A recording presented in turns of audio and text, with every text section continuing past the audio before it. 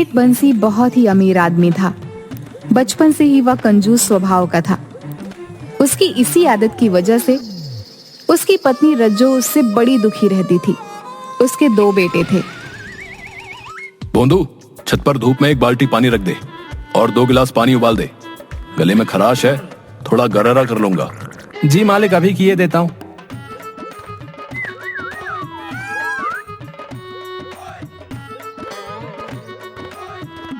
ये लीजिए मालिक, 1 गिलास गर्म पानी, कर लीजिए गरारा। अरे वाह, तुम तो बहुत समझदार हो गए हो भोंदू। 1 ही गिलास में काम चला लिया। चल चल, अभी छत पर का पानी वाला बाल्टी नीचे ले आ। गर्म हो गए होंगे। इसमें से आधा गिलास गर्म पानी बाल्टी में डाल दे। आज बहुत ठंड है। आधा गिलास गर्म पानी में नहाएगा क्या और निचोड़ेगा क्या? अरे भोंदू, दुकान के लिए देर हो रही है। खाना अभी नहीं बना है क्या? मालिक, दाल अभी नहीं हुई है मालिक। दोपहर तक हो जाएगी तो पहुंचा दूंगा। अबे 4 घंटे में कौन सी दाल बनती है?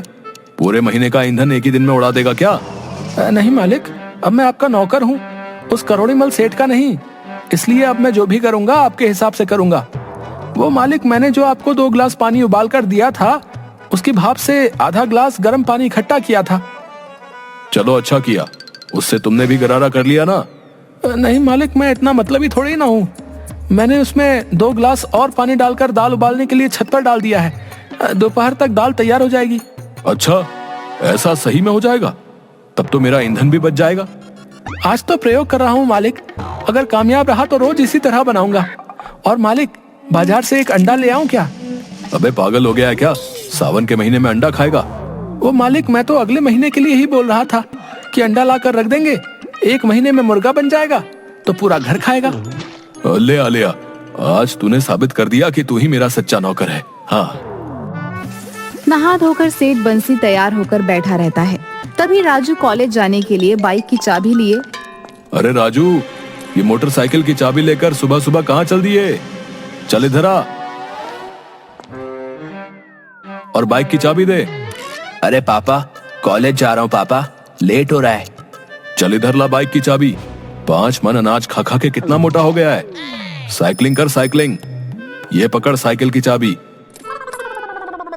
और चल, मुझे दुकान पर छोड़ते हुए अपना कॉलेज निकल जाना।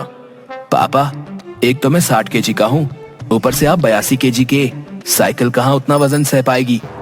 ऐसा करते हैं, मोटरसाइकिल ले लेते हैं पापा, जल्दी पहुंच भी जाएंगे और दोनों उस पर निकल भी जाएंगे। चुपचाप साइकिल निकालो और मुझे दो, मैं दुकान तक साइकिल चला कर लेकर जाऊंगा। तुम पीछे पीछे जॉगिंग करते हुए दुकान तक पहुंचो, फिर वहां से तुम साइकिल लेकर कॉलेज चले जाना। अरे काहे मेरे बच्चे के शरीर पर नजर लगा रहे हो? एक तो ऐसे ही सूख के कांटा हो रहा है, ऊपर से तुम इसको इतना परेशान करोगे तो बच्चा कैसे रह पाएगा? जी जा बेटा जा, तू अपना बाइक लेकर निकल। इन्हें जैसे जाना है वैसे जाए दुकान। अरे रज्जो, तुम दोनों एक दिन मुझे रोड पर ला दोगी। रुक राजू, मैं भी चलता हूँ। जब मोटरसाइकिल ले ही जा रहा है तो मैं अपना एनर्जी क्यों खत्म करूं? मुझे दुकान पर छोड़ते चले जाना। बची हुई एनर्जी से दुकान में मैं 2-4 बोरियां उठाकर रख दूंगा। इसी तरह बंसी की कंजूसी की वजह से पूरे परिवार सहित मोहल्ले के सभी लोग परेशान रहते थे। सेठ बंसी की कंजूसी का चर्चा दूर दूर तक मशहूर था। एक दिन दुकान में, अरे सोहन, अंदर तो देखो, क्या फूटने का आवाज आया? सेठ जी, चूहे ने डिटॉल की शीशी गिरा दी है, वही फूट गया है। ये ले जाओ यहाँ से कपड़ा और डेटॉल को वहां से पोंछकर दूसरी शीशी में निचोड़ कर रख दो और कपड़ा लेकर मेरे पास वापस आओ। ये लो सेठ जी, मैंने सारा डिटॉल अच्छी तरह से कपड़े से निचोड़कर दूसरी शीशी में रख दिया है।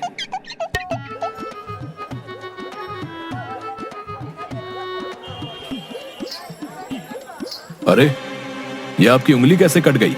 इसमें से तो खून निकल रही है। ला इधर डिटॉल वाला कपड़ा ला। उतना डिटॉल बर्बाद हो गया, तुम लोगों का तो कुछ जाता नहीं है। मैंने इसलिए अपनी उंगली काट ली है ताकि इस डिटॉल का यूज कर सकूं, समझा? भाई, दाद देनी होगी आपकी कंजूसी को। क्या बोला? कुछ नहीं, बोल रहा हूँ कि दाद देनी होगी आपकी दिमाग की।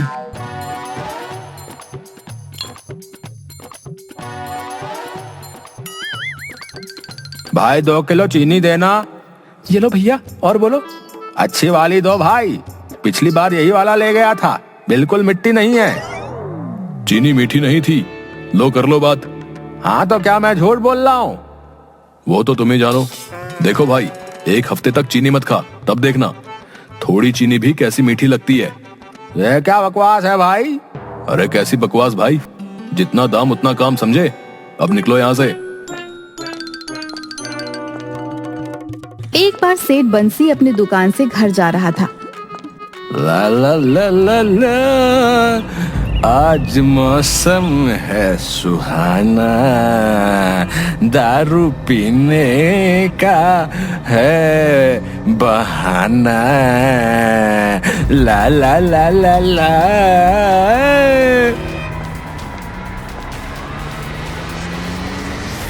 उसका एक गाड़ी से एक्सीडेंट हो गया।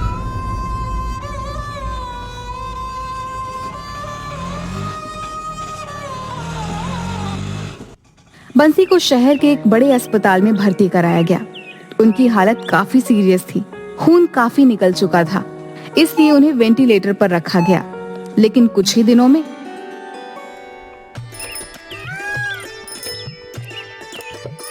वह ठीक होकर अपने घर वापस आ गए।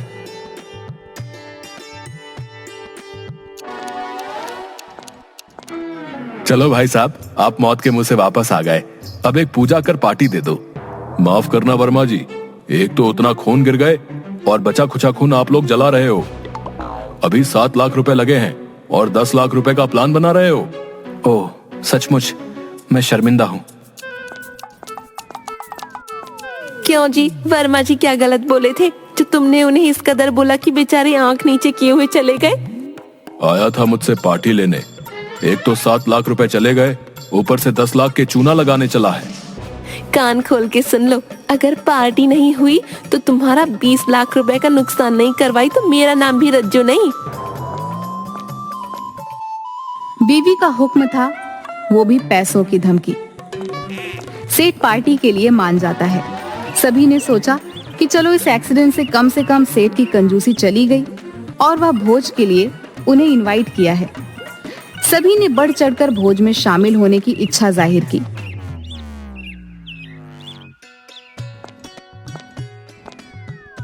पिताजी, वो टेंट हाउस वाला आया है। हाँ हाँ, उसे अंदर बुलाओ। जी सेठ जी, मैंने छत का सारा नाप ले लिया है। टेंट लगाने में लगभग 3.5 लाख का खर्चा आएंगे। अच्छा, अगर ऊपर से सीलिंग नहीं करेंगे तो कितना खर्चा आएगा? अगर ऊपर से सीलिंग नहीं करेंगे तो 2.75 हजार खर्च होंगे। अगर टेंट ना करें तो सिर्फ कुर्सी टेबल का क्या पड़ेगा? अगर टेंट ना कीजिए और बत्ती बाजा जनरेटर भी हटा दीजिए तो कुर्सी टेबल का 40,000 रुपया पड़ेगा। और अगर कुर्सी टेबल भी हटा दीजिए तो छत पर दरी बिछाकर अगर खिलाते हैं तो 300 रुपए के दरी में काम चल जाएगा। बहुत अच्छा, गुड, बहुत ही समझदार टेंट वाले हो तुम। मैं तुम्हारा टेंट का रेकमेंड अपने दोस्तों के साथ करूंगा। पिताजी, वो टेंट वाला तो बिना कुछ एस्टिमेट बताए ही चला गया। अरे वो बहुत ही समझदार टेंट वाला था। 3.5 लाख रुपए उसने आज मुझे बचा दिया। मेरे इलाज में लगे 7 लाख का आधा पैसा आज रिकवर हो गया। पिताजी, इनविटेशन कार्ड छपवाने के लिए 5,000 रुपए चाहिए था। अरे सबको तो मुंह से ही बोल दिए हैं, इनविटेशन कार्ड का क्या करोगे? वैसे भी इनविटेशन कार्ड अब पुराने हो गए हैं। जरा अपना मोबाइल का ब्लूटूथ ऑन कर डेटा देना। मैं अभी व्हाट्सएप से सभी को इनविटेशन भेज दे रहा हूँ। चलो, ये भी 5,000 बच गए। अभी भी 3,45,000 रुपए मुझे रिकवर करने होंगे। हलवाई भी पूछ रहा था कि मेन्यू में क्या क्या रहेगा। हाँ, उसे भी भेज दो। आज उसका भी फाइनल कर ही देता हूँ। आखिर संडे को भोज जो है। प्रणाम हजूर। अरे रामचंद्र, क्या हाल है? क्या बजट है तुम्हारा? ठीक है हजूर, वो 500 आदमियों का खाना बनाने का 20,000 लगेगा मालिक। अरे इतना चार्ज तो 5 स्टार होटल के शेफ भी नहीं लेता है एक दिन का खाने का। वो हुजूर 20 आइटम भी तो हैं, कम से कम 10-12 कारीगर लगेंगे। अब 1,000 रुपए भी नहीं कमाए लगन में तो क्या कमाए? 20 आइटम?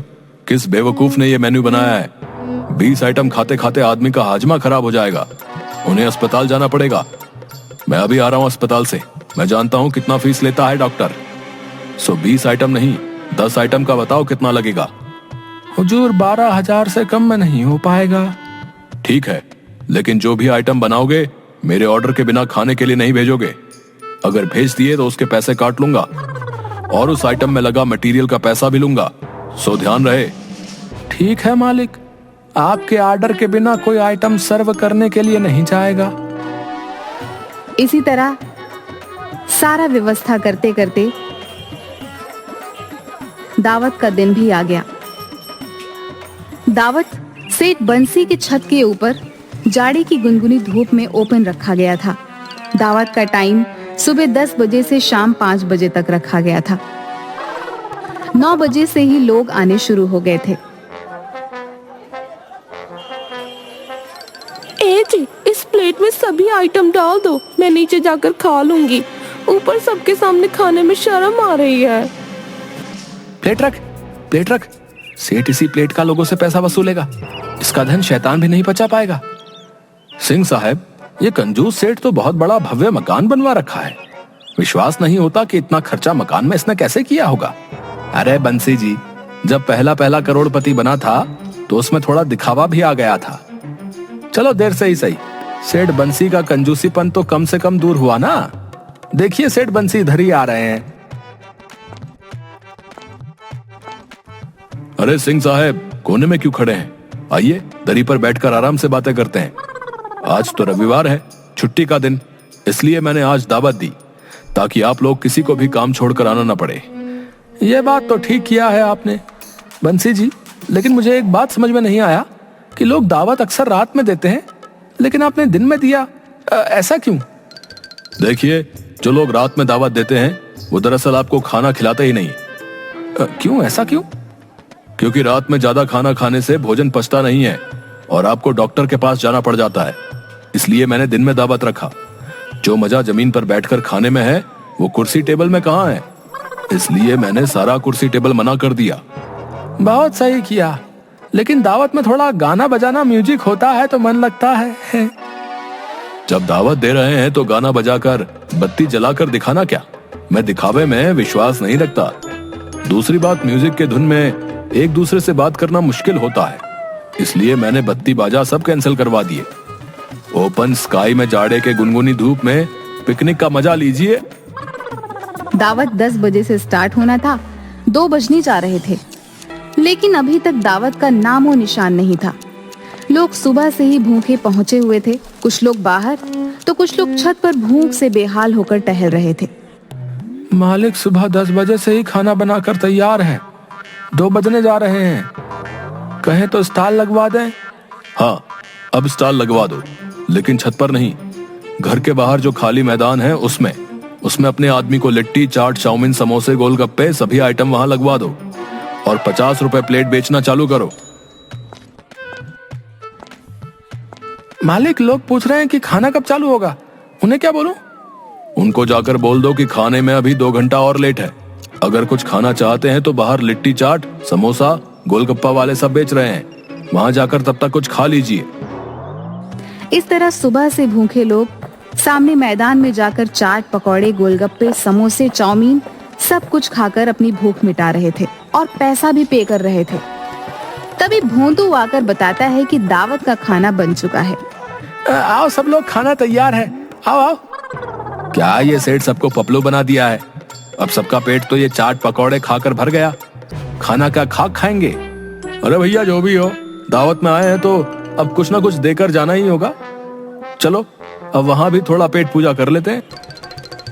पैसा देकर पेट भर चुके लोग अनमनी ढंग से गिफ्ट का एनवेलप सेठ बंसी को थमाते हैं और थोड़ा बहुत खाकर चले जाते हैं।